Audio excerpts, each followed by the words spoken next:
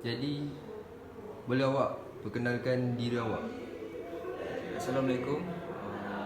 Saya dikenali sebagai Roy di kalangan rapat saya. Saya berumur 20 tahun dan saya tinggal di Serangga.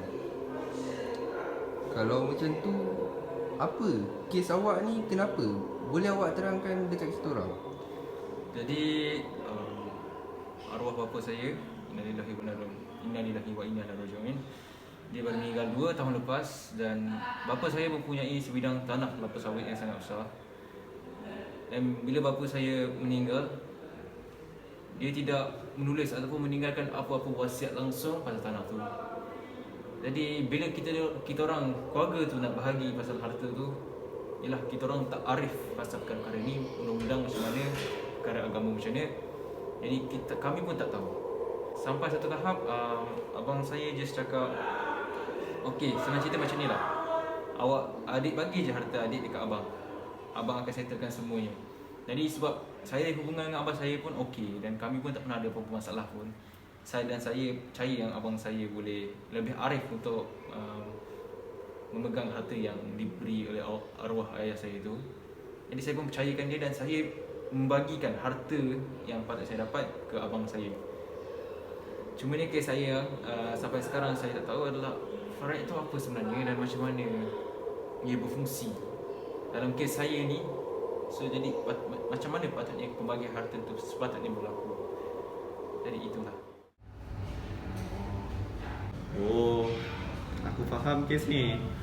So, bolehlah aku ajak kawan-kawan aku untuk bahas pasal kes ni. Assalamualaikum warahmatullahi taala wabarakatuh. Saya akan menerangkan pengenalan bagi artikel kami, iaitu berkaitan faraid. Sebagaimana yang kita tahu, faraid dari segi bahasanya mempunyai maksud yang banyak. Antaranya ialah menentukan, memastikan, menghalalkan dan juga mewajibkan. Menurut istilah syarak pula, faraid ni adalah pembahagian harta seorang Islam yang telah meninggal dunia, tapi dia tak sempat nak meninggalkan wasiat sebelum kematiannya tersebut. Faraid ni, sebagaimana kita tahu, dia boleh diwarisi atas sebab pertalian darah, perkahwinan dan juga agama. Waris utama yang berhak adalah ibu, bapa, suami dan juga isteri. Dan yang terakhir sekali, anak-anak lelaki dan perempuan. Harta yang dibahagikan kepada ahli waris adalah baki harta yang ditinggalkan setelah ditolak segala pembiayaan pengurusan jenazah, hutang pewaris seperti zakat dan nazar dan lain-lain lagi. Wasiat yang dibenarkan oleh syarak sahaja. Bentuk harta sebagaimana yang boleh dibagikan secara faraid, antaranya ialah dari sudut tanah, bangunan atau rumah, barang kemas seperti emas, perak dan lain-lain, insurans, wang tunai dan binatang ternakan seperti lembu, kambing, ayam dan sebagainya. Assalamualaikum, saya Dai Adam. Merujuk kes tadi, ia merupakan harta yang tidak beralih sebagaimana contoh tanah. Kes ini dia melibatkan faraid yang dari segi bahasa mempunyai maksud yang sangat banyak. Antaranya ia menentukan, memastikan, menghalalkan dan mewajibkan. Menurut istilah syarak, faraid adalah pembahagian harta seseorang Islam yang telah meninggal dunia dan tidak meninggalkan wasiat sebelum kematiannya. Maka harta peninggalannya akan dibahagikan kepada ahli warisnya menurut hukum Islam.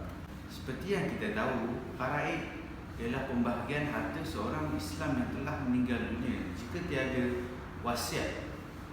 Akan tetapi, faraid tidak boleh diaplikasikan dalam kes ini kerana harta pusaka yang telah ditinggalkan oleh bapa ini, iaitu tanah kelapa sawit, adiknya telah bersetuju dan rela beri semua bahagiannya kepada abangnya untuk menguruskannya, dan mereka juga tiada paksaan atau ugutan untuk memberikan hartanya kepada abangnya.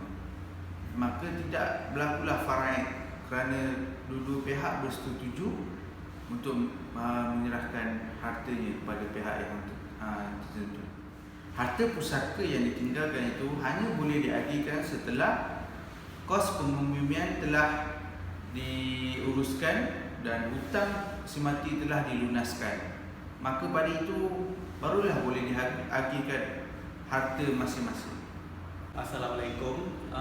Sebagai solusi ataupun cadangan solusi yang saya cadangkan adalah iaitu antara kes ini ialah ahli waris adalah orang yang berhak menerima pusaka daripada si mati. Bermakna anak-anak si mati merupakan waris yang layak untuk menerima harta pusaka tersebut. Penentuan ini bersumberkan daripada Al-Quran, Sunnah, ijma' sahabat dan juga ijtihad.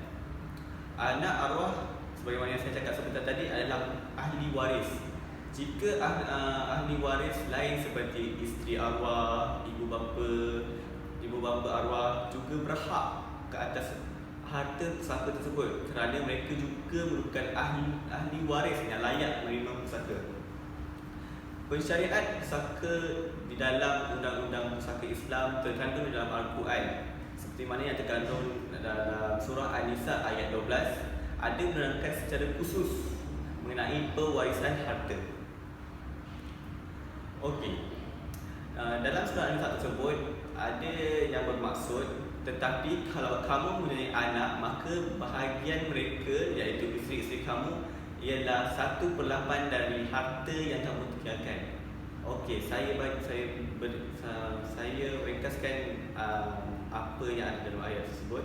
Jika suami itu punya anak dan isteri akan dapat 1/8 dan lebihannya akan dibagikan kepada anak-anak mereka. Dan oleh itu, ketetapan ini semua sudah ditetapkan daripada Allah. Maka kita haruslah mengikuti apa yang disyaratkan oleh Allah SWT. Itu sahaja dari saya. Terima kasih. Okey, kembali kepada saya dari Aziz. Okey, sebagai rumusannya adalah penting bagi kedua-dua beradik tersebut untuk menuntut hak faraid sebagaimana melalui hadis Nabi yang diriwayatkan oleh Sa'ad bin Ali Abi Waqas. Rasulullah sallallahu alaihi wasallam bersabda, sesungguhnya jika kamu meninggalkan ahli warismu dalam keadaan kaya, itu lebih baik daripada kamu meninggalkan mereka dalam keadaan miskin yang akan meminta-minta kepada manusia dan kamu tidak menafkahkan suatu nafkah pun untuk mencari kerajaan Allah Subhanahu Wa Taala, kecuali kamu akan mendapatkan pahala kerana nafkahmu itu, walaupun sesuatu makanan yang kamu masukkan ke mulut isterimu. Riwayat Bukhari dan Muslim. Okey.